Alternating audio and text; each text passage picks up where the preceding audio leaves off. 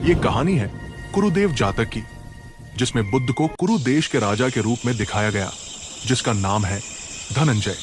धनंजय एक धर्मनिष्ठ, दयालु और न्यायप्रिय शासक है, जो अपने प्रजा की भलाई के लिए समर्पित है।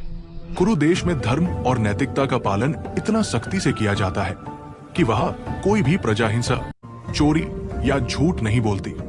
इस देश में शांति और समृद्धि का वातावरण है। तो चलते हैं कहानी की ओर। एक बार की बात है, कुरु देश के पास ही एक और देश था। वहां का राजा कुरु देश की तरक्की और सुख शांति देखकर जलने लगा। उसे समझ नहीं आ रहा था कि आखिर कुरु देश में ऐसा क्या है जो वहां हर कोई खुश है। तो उसने अपने कुछ दूत भेजे, जाओ जरा देखो तो सही, वहां ऐसा क्या राज है। दूत कुरु देश पहुंचे तो देखकर हैरान रह गए। वहां के लोग बहुत शांति से रहते थे, किसी के मन में लालच या झगड़ा नहीं था। राजा धनंजय खुद बहुत नेक इंसान थे। वे सत्य, अहिंसा और दया के रास्ते पर चलते थे।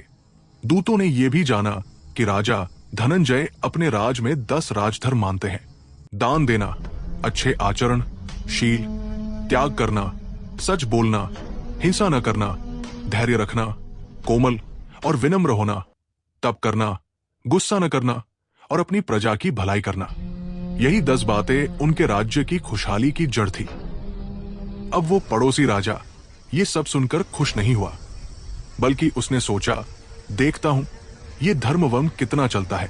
उसने अपनी सेना भेज दी कुरु देश की सीमा पर, ताकि वहां अशांति फैल जाए।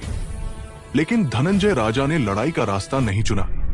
उन्होंने अपने सैनिकों से कहा, हम हिंसा नहीं करेंगे।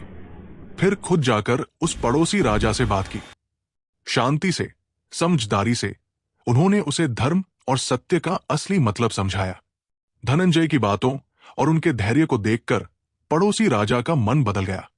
उसने अपनी गलती मान ली और कुरु देश से दोस्ती कर ली। इस तरह धनंजय की बुद्धि, धैर्य और धर्म की जीत हुई और दुनिया ने देखा कि असली ताकत तलवार में नहीं, बल्कि सत्य और करुणा में होती है।